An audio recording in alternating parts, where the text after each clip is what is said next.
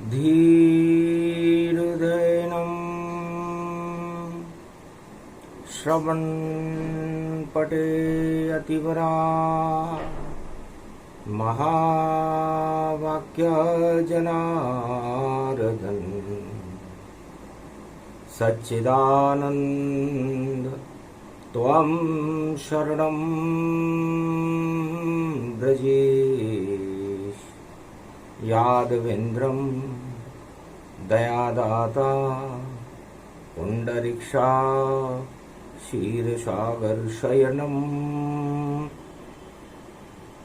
कमलनयनं नमस्तुते नमामि श्रीहरि।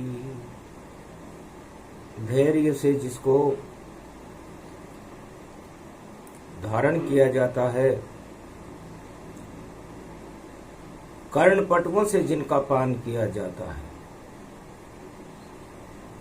ऐसे सच्चिदानंद भगवान श्री यादवेंद्र सरकार को मैं नित्य ही चिंतन करता हूं, नमन करता हूं।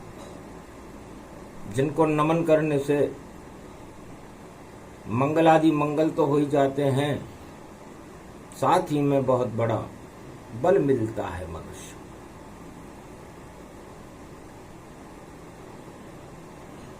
चार चतुर्भुज रूप विशाला शेष रूप अमृत का प्याला, शेष शैया पर आप विराजो, अमृत पान शीर तन साजो। क्षीर सागर में शयन करते हैं नारायण भगवान, सबसे सुंदर त्रिलोक में एक ही पावन धाम। भगवान विष्णु लक्ष्मी जी से कहते हैं कि लक्ष्मी जी, पूरे त्रिलोक में सबसे सुंदर सत्ता है तो नारायण की सत्ता है, जिसकी पूरे त्रिलोक में चारों युगों में साख रहती है। और बाकी जितनी भी सत्ताएं हैं, चाहे वो देवताओं की हो, दानवों की हो, मानवों की हो, कल्याण कभी नहीं करती है, बदसूरत जग हो जाता है। जब चढ़ता है घमंड सत्ता पर तो जगत बर्बाद दिखाता है। ये तो मास बैसाख है और नहीं है इसकी साख, और ये घमंड ही कर देता है सब सत्ता को राख। बैसाख का महीना प्रारंभ हुआ, बैसाख का महीना भगवान विष्णु के सामने खड़ा हो गया। महाराज, मेरी तो कोई साख ही नहीं है, क्यों 12 महीने में मेरा और नाम बैसाख बनाया है, और कोई भक्ति नहीं करता, सब सैया पर सो पाया है। मंदिर सारे बंद हैं और धर्म क्षेत्र सब बंद, और गर्मी का ये महीना कोई न घूमे स्वतंत्र। इस महीने में तो शुभ काम होते ही नहीं है महाराज। गर्मी के मारे सारे साधु और संत भी अपने मंदिर के पट बंद कर लेते। हर मनुष्य इस गर्मी से बाहर नहीं निकलना चाहता, कोई भक्ति नहीं करना चाहता। तो ऐसा क्यों ये मास बनाया, और जिसका नाम बैसाख दिखाया। भगवान विष्णु ने कहा कोई बात नहीं, जाओ शिव के पास में, शिव बैठे कैलाश, उनकी भक्ति करो तो चमकेगा बैसाख। तो बैसाख मास में शिव जी के ऊपर जल की झारी चढ़ा देनी चाहिए। और भगवान शिव की तपस्या करने के लिए सबसे सुंदर महीना है तो बैसाख का महीना है। इसलिए किसने कह दिया बैसाख तुमसे कि साख तुम्हारी है ही नहीं और शिव के शक्ति होगी तुझ में और साख बने तेरी जग में। तो आज हुआ प्रारंभ और पड़ गया शुक्रवार। त्रेता में जब पड़ा था तो लुटा लंक दरबार।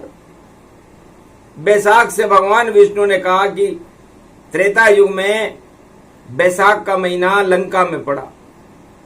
रावण की बड़ी साख थी, सबसे बड़ी सत्ता थी त्रिलोक में। त्रेता युग में रावण सरकार, सोने की लंका सवा लखना थी, फिर भी जला दिया नहीं बाती। बैसाख के महीने में फिर भी वह न दिया जला न बाती जली, रहा नहीं कोई रोवन हारा। सुंदर कांड हो गया प्यारा, सुंदर कांड हो गया।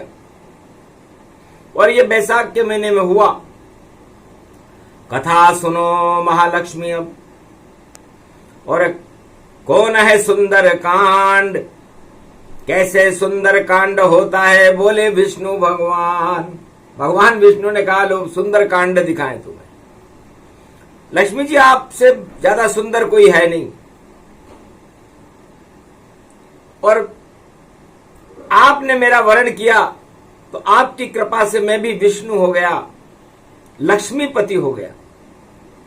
इसलिए लक्ष्मी और लक्ष्मीपति त्रिलोक में सबसे ज्यादा सुंदर हैं और इतने सुंदर हैं कि हमारी सुंदरता पर पूरा त्रिलोक आच्छादित रहता है। हर आत्मा में इस सुंदरता का प्रकाश फैलाना ही बैसाख है। लेकिन दानवता में सुंदर कोई होता ही नहीं है। जितने दानव जगत के कोई न सुंदर होए, इस कारण विरोध करते हैं ये सुंदरता क्षय होए। तो सारे दानव सतयुग से ही विरोध करते हैं कि इस नारायण के बराबर हमें सुंदर विधाता ने क्यों नहीं बनाया। और चारों युगों में सुंदर कांड होता है। इस समय तो कलयुग चल रहा है। तो सुंदर कांड में क्या होता है, सुंदरता का अपहरण होता है, सुंदरता को लूटा जाता है और सारी मानवता को कलंकित किया जाता है और सुंदरता को भंग किया जाता है। और ये सब दानव शक्तियां करती हैं। तब लक्ष्मी जी ने पूछा महाराज दानव कौन है, देवता कौन है। तब हंस करके कहा श्री विष्णु ने, और दानवता मद में होती है। तो जो मद को इकट्ठा करता है उसकी भी कोई हद होती है। मद इकट्ठा करने की भी कोई हद होती है, कोई सीमा होती है। लेकिन जो मद की सीमा को भी पार कर जाए, मद होश हो जाए, तब वहां सुंदर कांड होता है चारों युगों में। ऐसा कलयुग में होने वाला और मद का नाम निशान मिटे, ऐसा होगा अब सुंदर कांड कि राम नाम सारा जग ही जपे। तो जिधर मद है, मद शब्द किसी के भी लग रहा हो, सारे संसार में सबको देख लेना चाहिए कि मेरे मस्तिष्क पर मद कहां चढ़ा हुआ है। वह सब दानवता के प्रतीक माने जाते हैं। और जिन पर चढ़ जाए मधु, और मधु शहद गति जान, और मीठा अमृत पान है, और वह सब देव समान। तो जो मधु का पान करे, अमृत का पान करे, अमृत मीठा बोले, अमृत फैलाए, अमृत बांटे, जहर को उत्पन्न नहीं न होने दे, वो सब देवता है। तो सारे संसार में सुंदर कांड चारों युगों में मधु और मद के बीच में होता है। मधु सूदन सुंदर है नामा, और अवधपति हैं श्री राम, दोनों मधु के रूप हैं, और मधुर है जिनका रूप, वह सब ईश्वर शक्तियां, और बाकी दानव स्वरूप, और बाकी सब जो मधु को धारण करते हैं दानव हैं। तो त्रेता युग में मधु और मद का हुआ संघर्ष,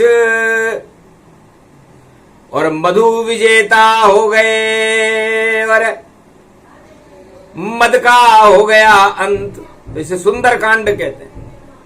ओम होम मरकट बदन पर्यात मात्रा कपियंतंजनी सुता रामदूतम महाबलाढ्य रूपम, अमृत काले घोर संकटम महापवन पुत्र पवन वेगम प्रगट्यम हवियम। चलो कथा प्रारंभ करें। मास रूप बैसाख, रावण के दरबार में और सब जल के हुए राख। जब रावण को पता चला कि कुछ बंदर 2-3 जवानों के साथ युद्ध करने के लिए खड़े हैं, तो खूब हंसा, क्योंकि रावण हंसा नहीं और मद जोर जोर से चिल्लाया, और 1.25 लाख परिवार हंसा भाई। रावण को जीतने कौन आया, कोई जीत पाता नहीं, कोई लंका घुस नहीं पाया। इस लंका के 4 दरवाजे अभेद हैं, सारे कानून हमारे पक्ष में हैं, हमारी लंका में कोई चढ़ नहीं सकता, अंदर आ नहीं सकता। हमें विजेता कौन करेंगे? ये रीछ बानर, ये तो आहार हमारा है जो अपने आप यहां आया है। अरे इसका तो सब उप करो आहार, ये ईश्वर कृपा से आया है। ये तो हमारा आहार ब्रह्मा जी ने अपने आप ही भेज दिया। क्या कर लेंगे रीछ और बंदर, नहीं आ सकते 7 समंदर। इस 7 समंदर को पार नहीं कर सकते। रावण ने इतने कानून बनाए थे, मद था, बैसाख का महीना था, तब सारा मद जाता रहा और कूद गए रे हनुमान, और 7 समंदर कूद कर लंका पहुंचे आन। मधु अंजनी लाल था और बजरंग रूपी लाल, कूद गया लंका में त्रेता, रावण आया काल। तो लोग कहते हैं लक्ष्मी जी की एक अकेला चना बाढ़ नहीं फोड़ सकता, और हनुमान जी को चना पसंद है, गुड़ पसंद है। उन्होंने जामवंत जी से और राम जी से कहा मैं अकेला चना ही बाढ़ फोड़ के आ जाऊंगा। बाढ़ फोड़ने का मतलब भंडा फोड़, भ्रष्टाचार और लूट का कर दूं भंडा फोड़, और इतनी जल्दी जाऊंगा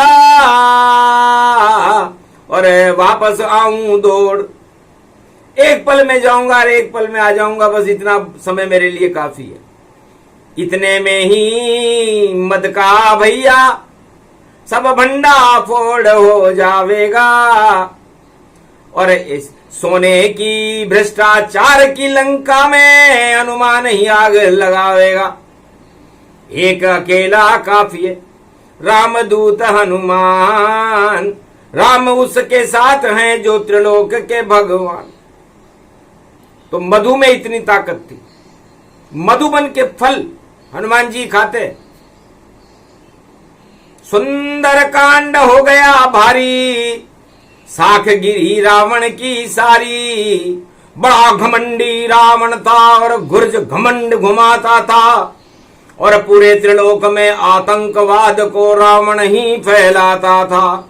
झूठ ही झूठ बोलता था और सत्य नहीं कुछ पाता था, और अपने नाम की जय जयकार वो करोड़ों बार लगाता था।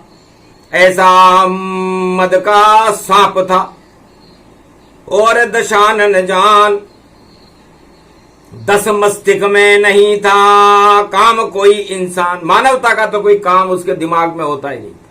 सारे ही शैतानी करे और किसी किसी को पकड़ावे, और या तो पकड़े साधु संत को या खून उलीचे वह जावे। पूरे त्रिलोक में आतंक रावण ये सरकार ये फैलावे। ऐसा मदाधीश था रावण, उसका बाल न बांका कोई कर पावे। पूरे त्रिलोक में उसका कोई बाल बांका भी नहीं कर सकता। आखिर श्री हनुमान ने करी चुनौती स्वीकार और राम मुद्रिका लेकर पहुंचे लंका के दरबार। विभीषण को दर्शन दिया और राम मंत्र उसे दी।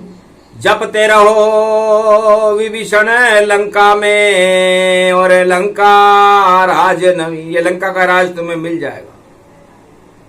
सो ही मंत्र विभीषण दीना, लंक नरेश पवन सुत कीना। तो गुरु बन गए हनुमान, दास थे, लेकिन आखिर शिव का 11वां रुद्र है, इसलिए गुरु बनने में उन्हें कोई अड़चन नहीं हुई, क्योंकि विभीषण भी तो शिव भक्त था। और मंत्र दे दिया लंका में।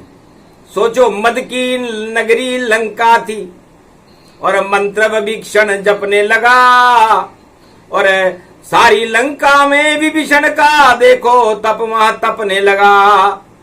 नहीं जलेगा भवन तुम्हारा, बोले लंक में पवन कुमारा। कुछ भी हो जाए, जो मंत्र मैंने तुझे दिया है तेरी रक्षा करेगा और तेरा भवन कोई जला नहीं सकता, क्योंकि सत्य मंत्र है राम का। सारे मद देत उतार और लंका का रावण का मद तो और दूर करे बजरंग सरकार। इस मदांध रावण का मद मैं दूर करूंगा। एक अकेला हनुमत बंका और लंका में बज गया उनका डंका और रावण भी आ गया था शंका। बालन बांका कर पाया बंका, सारे लंका में किया और बजरंग ने उत्पात धूम धड़ाका कर दिया और मारी अक्ष के लात। पहले मुद्रिका सीता जी को और डाल दीन मुद्रिका तार और राम शक्ति साकार हो गई और सीता का दरबार। अशोक वाटिका में सीता महारानी बैठी हुई। जब प्रगटी बैसाख में राम मुद्रिका, तो सीता की भी साख भारी बन पाई और राम मुद्रिका देख के सीता और मन ही मन में हर्षाई। कौन दूत ये राम का और कौन मुद्रिका लाए, सामने मेरे आओ पुत्र और दर्शन कर लो माय। तब अष्टभुजाली दुर्गा जनक जानकी माय हनुमान को दर्शन दे गई और कृपा की न सती माय। सीता जी की कृपा हो गई। कहा बेटा अष्ट सिद्ध नवनिधि करी दाता, असबर दीन जानकी माता। मैं तो इंतजार ही कर रही थी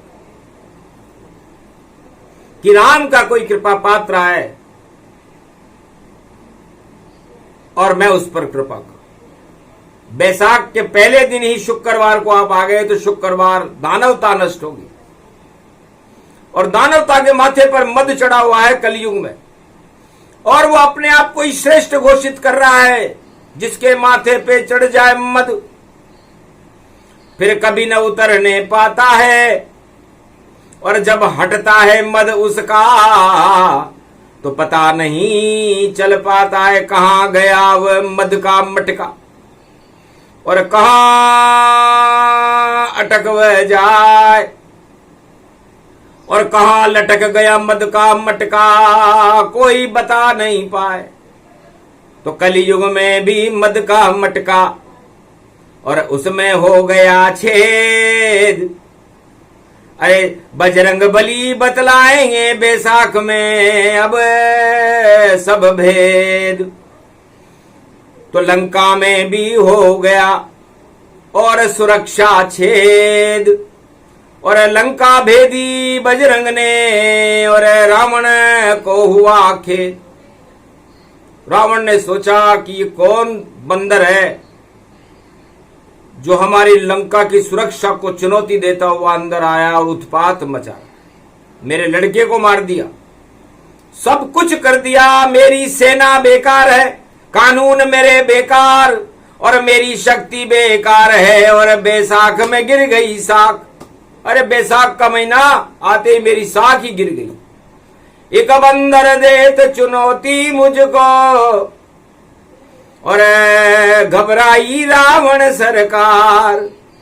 आदेश दिया मेघनाद को, कर लो उसको गिरफ्तार, गिरफ्तार कर लो उसको। आखिर अकेला आदमी और इतना कानून, इतनी शक्तियां सब धरी की धरी रह गई और डर गया और गिरफ्तार कर लिया उसे। डालो इसको जेल में और कड़ा दंड दो ताय, भूल जाए लंका में आना, दिया आदेश सुनाए। तब विभीषण बोला रावण से, नीति विरोध मत कीजिए, कानून लंका का क्या कहता, दूत का वध नहीं कीजिए। यह लंका का संविधान है महाराज। यदि कोई दूत किसी भी तरह से बिना बुलाए भी आ जाए तो उसके संदेश को तो सुनो, वो क्या चाहता है, और फिर सोचो कि वो हमारा विरोधी है या हमारा मित्र है। और विरोधी है तो वो किस बात का विरोध कर रहा है। तब कहा ठीक है, पूछ लेते हैं उस रामदूत से, लंका में क्यों आया है और क्या विरोध है रावण का तुमसे। सत्य सत्य बतलाया है। तब हंस कर बोले हनुमाना, रामदूत अतुलित बल धामा, सीता तुमने लई चुराई और अशोक वाटिका बिठाई। छोड़ो उस सीता माता को और माफी मांगो ताय, रामचरण में शीश झुका लो, बस ये संदेश ही लाए। ये संदेश है। अब कहां विरोध है, मैं कोई हथियार लेके थोड़ी आया हूं। मैं तो मेरे मालिक, मेरे स्वामी है राम जी का दूत बन करके सीता माता को वापस राम जी के पास ले जाने के लिए आया, और तुमने उसको चुराया है, तो भ्रष्टाचार किया है तुमने। ये कैसी लंका सरकार, ऐसा कभी न होता भैया, लंका पूरी भ्रष्टाचार।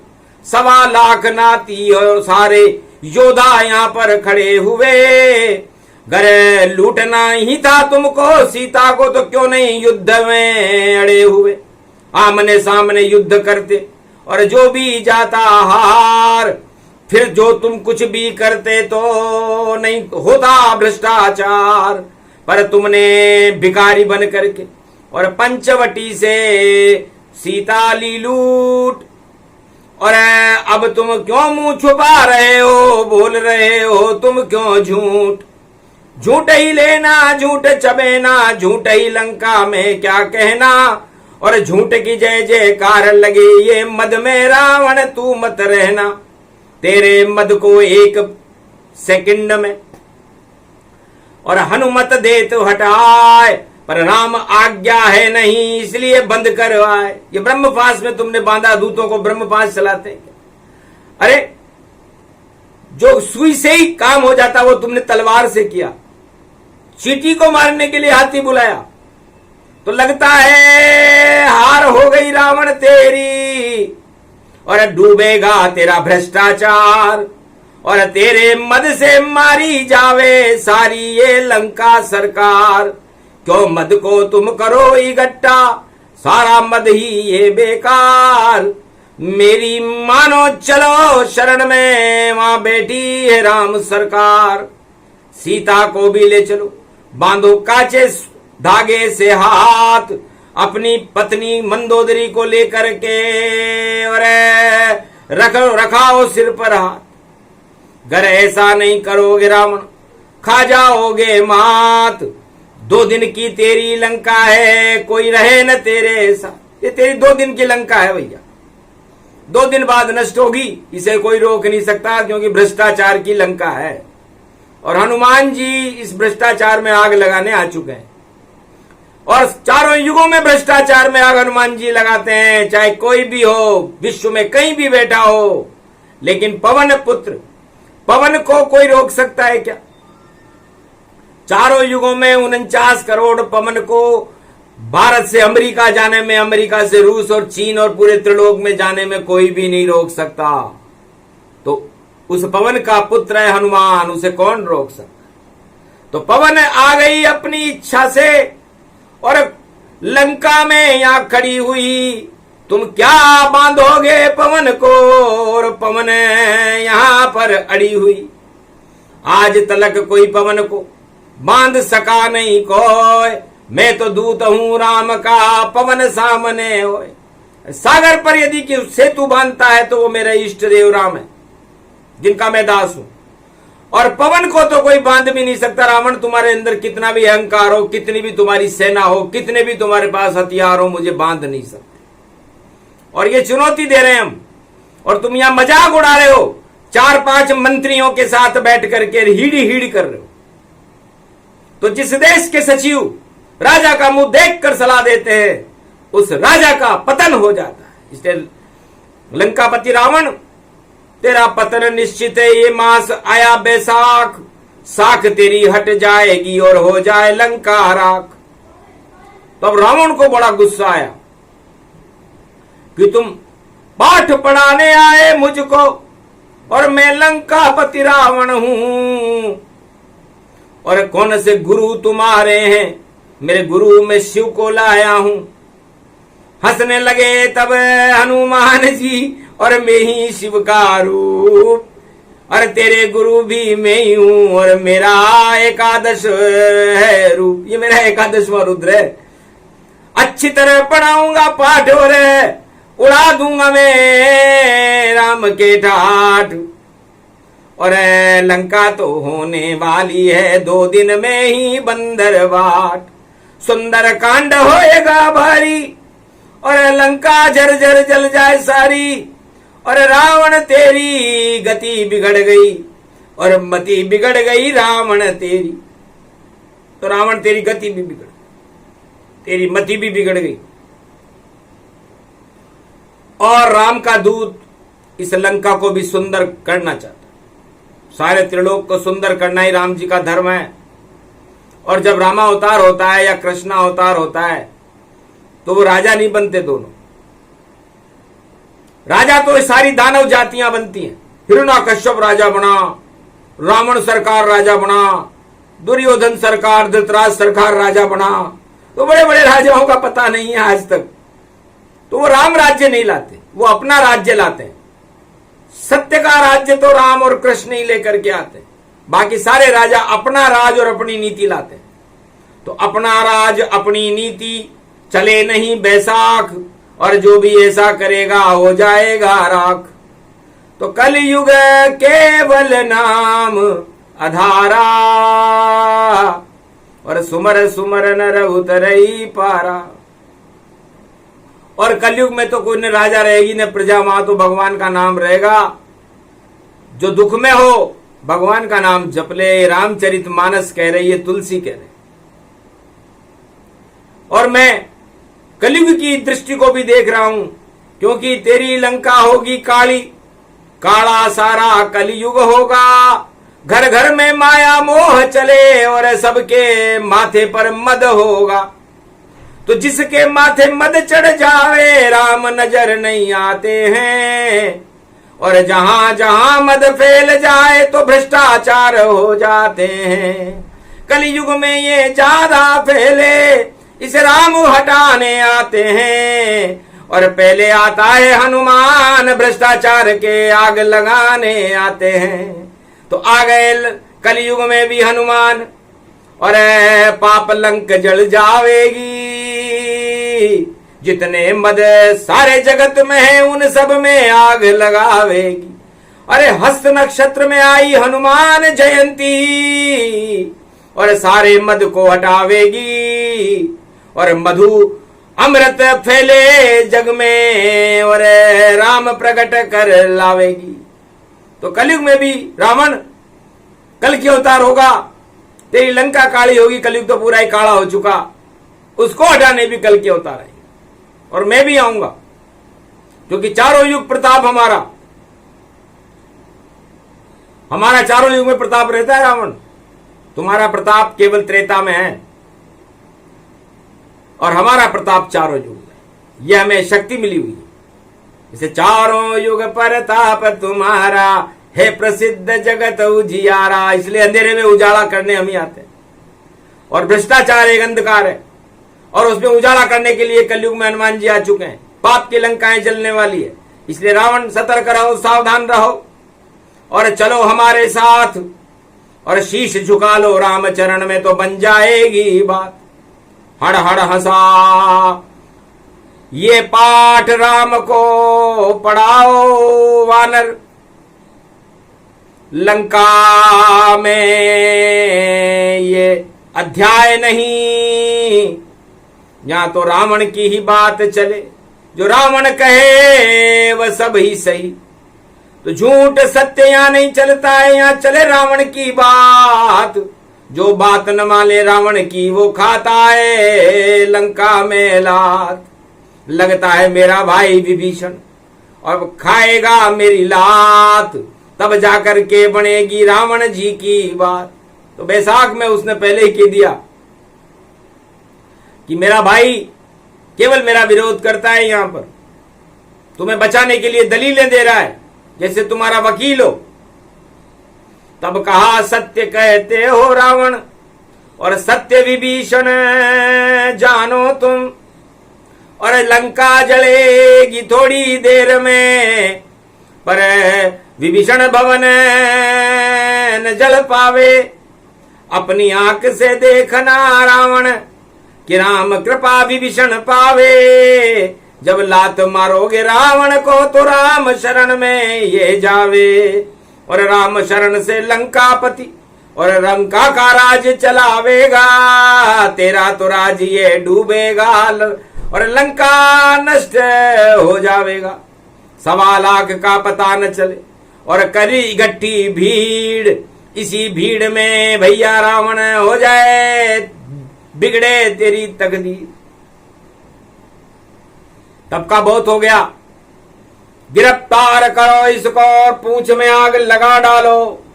कितनी पूंछ है इसकी, कहां तक, ये सारी लंका को बता डालो।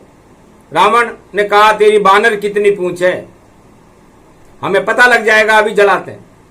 समरथ को नहीं दोष घुसाई, तुरंत आदेश प्रसारित पाई। आज्ञा हो गई रावण सरकार की। तेल और वस्त्र मंगवाए और हनुमान पूछे बंधवाए। बैसाख में साख गिरी रावण, वह आग लगाकर पछताया। सारा घमंड लंका ही जली पर राम नाम नहीं जल पाया।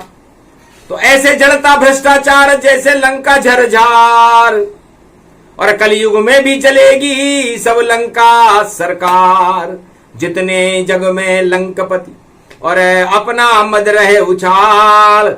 अरे आ गया बैसाख मास में देखो उन सत्ताओं का काल, और सत्य कभी जलता नहीं, जला लंक नहीं ताय। लंका जल गई पर पूछ हनुमान की, कोई जला नहीं पाए। सत्य जलता है क्या? आखिर पूरी लंका जल गई, राख हो गई, काली हो गई लंका, कलयुग के समान हो गई। तो ये कालापन और ये भ्रष्टाचार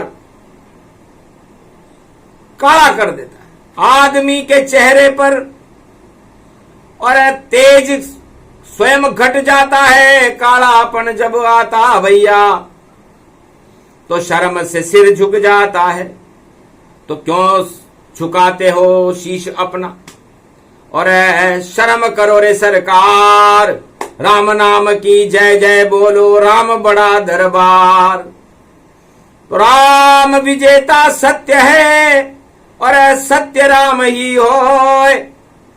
सुंदर कांड हो गया लंका में जिसे हनुमत कहा तनोए। हनुमान जी ने पूरा सुंदर कांड लंकापति रावण को सुनाया। तब कहा ये सुंदर कांड नहीं, ये तो बंदर कांड कहाता है, और बंदर तो भैया जहां जाता वहीं उत्पात मचाता है। इतना कहकर उसने अपनी और लंका में लाज बचाई थी। अरे बंदर तो बंदर है भैया, इस कारण लंक जल पाई थी। कोई घबराओ नहीं रावण सरकार, और अभी लंक से बाहर करेंगे बंदर जाए बाहर। तो रावण सरकार को अपनी हंसी को इस तरह समेटना पड़ा। उसके प्रवचनों का, उसके भाषण का कोई असर लंका पर नहीं हुआ। सब गालियां बकने लगे नागरिक। अरे मूर्ख रावण सरकार, बड़ी बड़ी डींगे मारता है पर बंदर कर गया बेकार। एक बंदर आया लंका के और अंदर आया लंका के, और सात समंदर कूद गया जय जय बांके श्री बंदर की। बांका बंदर आ गया और लेके राम का नाम। लंका में जब राम घुसे तो हो गई धूम और धाम। लंका जल गई बचा नहीं और सके रावण सरकार। सारे कानून नियम धरे रह गए और हट गया भ्रष्टाचार। सियावर रामचंद्र शंकर। तो प्रथम बैसाख मास में और पवन पुत्र लंका में प्रवेश, और भ्रष्टाचार की लंका जलेगी और होगा उनमें बहुत क्लेश। काम क्रोध मद लोभ सभी ये, और पाप की लंका ही जानो। 8 तरह के मद है रावण, इनको अपना मत मानो। मद 8 राज मद छोड़कर और करो गुणगान राम सरकार। राम बड़ी सरकार है, सब सरकार बेकार, इसलिए राम ही सबसे बड़ी सरकार है। यही सुंदर कांड है। और इसे लंका में चुनौती के रूप में हनुमान जी ने बैसाख के महीने के पहले दिन शुक्रवार के दिन ही पूरी लंकापति रावण को सुनाया। उसके बाद तो दूसरा बंदर पहुंच गया था। नाम था जिसका बंदर और अंगद उसका नाम, अरे 2 बंदर ही कर गए रावण काम तम। तो 2 बंदर और रावण की पूरी लंका को नष्ट कर गए। बस सोचो कितनी शक्ति भारत में। और नहीं चला विज्ञान, नहीं चली शिव जी की तपस्या, नहीं चला कोई ज्ञान, क्योंकि रावण को अभिमान था और मद घन घमंड चढ़ जाए। और 2 बंदर ने लूट ली लंका, रावण गया शर्माए। बहुत पछताया रावण और सारे तप बेकार। वीर घातनी नागपाश भी नहीं कर पाई प्रहार। 2 बंदर लूट रहे रे लंका, 2 बंदर लूट गए रे लंका। और सीता रावण ने लूटी। अरे राम की तो जागी किस्मत, लंकापति की किस्मत फूटी। जब लूटा भ्रष्टाचार किया तो लंका पतन तत्काल हुआ। ये आंखों देखा हाल सुना रहे और बजरंग बली साकार हुआ। इसको कहते हैं सुंदर कांड। और हनुमान वहां प्रगटाया था। और जब अंगद पहुंचा लंका में और रावण का ताज गिराया था, गिरा ताज रावण सरकारा, समझ न पाया कोई परिवारा। सब रावण की जय जयकार लगावे, अरे ताज आगे गिरे तो बहुत शुभ पावे। और सभा भंग रावण तब कीनी, और लंका रावण की शय कीनी। तो दो बंदर ही सुंदर देखो, और सुंदर कांड लंका कांड। अरे दो बंदर के तांडव से और लंका हुई शमशान। तो भ्रष्टाचार का अंत और मद का अंत, घमंड का अंत दो बंदर करके गए। बताओ, भारत के दो बंदर कितने सक्षम थे। राम कृपा से हुआ था सारा ही ये काम, साख राम की हो गई और बैसाख रावण गति जान। तो मद और मधु में ये अंतर होता है। तो मद, जितने भी संसार में दानवता है वो सब मद हैं, और जितनी भी मानवता है वो सब मधु है। और विजेता मधु रहती है, मद नहीं। चारों युगों का वेद प्रमाण है। मद था हिरण्याकश्यप में, जिसे प्रहलाद ने राम बुला के हटाया था। और विष का प्याला मधु बन गया, और आग में न जलने पाया था। तो मधु अकेला था वहां, नाम भक्त प्रहलाद।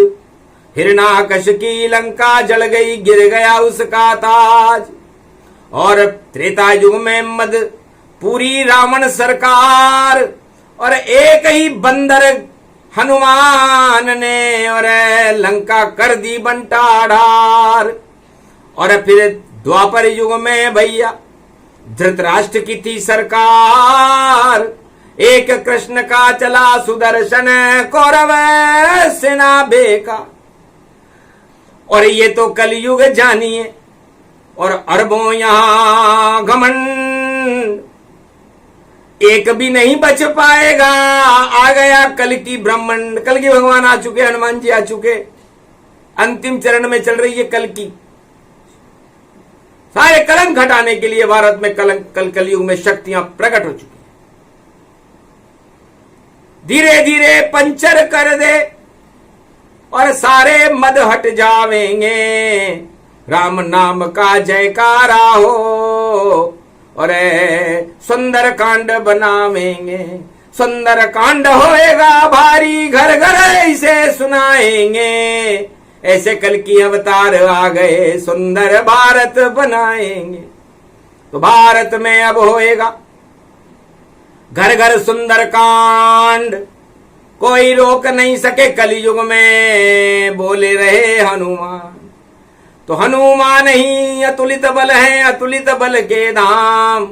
शांति उनके नाम से अपने आप हो काम। शांतम शाश्वतम अप्रमेय मनघम निर्वाण शांति प्रदम ब्रह्मा शंभु फणीन्द्र सेव्य मनीषम वेदांत वेद्यम विभम रामाख्यम जगदीश्वरम सुरगुरुम माया मनुष्यमरी वंदे अहम करुणाकरम रघुवरम भूपाल चूड़ामणिम नान्या स्पृहा रघुपते हृदय स्मदीये सत्यम वदामि च भवान् किलांतरात्मा भक्ति प्रेस रघुपुंगव निर्भरा में कामादि दोष रहितम कुरुमानसं च रामदूत तुलित बलधाम हेम शैलाभ देहि धनुज वन कृशा ज्ञानी नाम अग्रगण्यम सकल गुण निदान वानराणाम धीश रघुपत प्रिय भक्तवात जात नमा। इसलिए कलयुग में भी राम आ गए और पूरा भारत सिया राम में हो गया और सुंदर कांड घर घर होएगा और हट जाए सारे घमंड। नई सदी 21वीं और आए कल की ब्रह्मंड। कल के भगवान आ गए, साख भारत की रहेगी, बाकी सब बैसाख हो जाए। तो बिना साख के हो जाए राजा, ऐसा योग यहाँ आया। शुक्रवार पड़ गया बैसाख में और चल गई राम जी की माया। राम ही राज करे भारत में और राम ही सुंदर कांड बने। सारा भारत सुंदर होगा, नंदन कानन रूप बने। जो भारत में आग लगावे उसके आग लग जावेगी और भारत का तो भाग्य जगेगा, विश्व गुरु हो जावेगी। भारत माता की जय जयकार होएगी और भारत नाम पुजावेगी, राम नाम का नाम पूजेगा, जय हनुमान लगावेगी। इस कारण ऐसे हुआ लंका में सुंदर कांड, रावण की सरकार लापता और विजय राम की जान। तो ये प्रसंग जो भी सुने विजय राम की होए, और जितने घमंड कलयुग में सारे ही क्षय होए। इस कारण विष्णु ने लक्ष्मी को और दिया सुना दिया ज्ञान, ऐसे होता है सुंदर कांड और विष्णु देते हैं वरदान। भारत भवन हमारा है और दूसरा भवन इसे जान, ये प्रसंग ही कर देगा भारत का कल्याण। इसलिए बैसाख मास के पहले दिन कलयुग में इसे सुनाया है। अब सारी शक्तियां नष्ट होगी और राम प्रकट हो पाया है। बोलो जय श्री, जय कल की भगवान, जय हनुमान, जय महालक्ष्मी विष्णु, भारत माता की।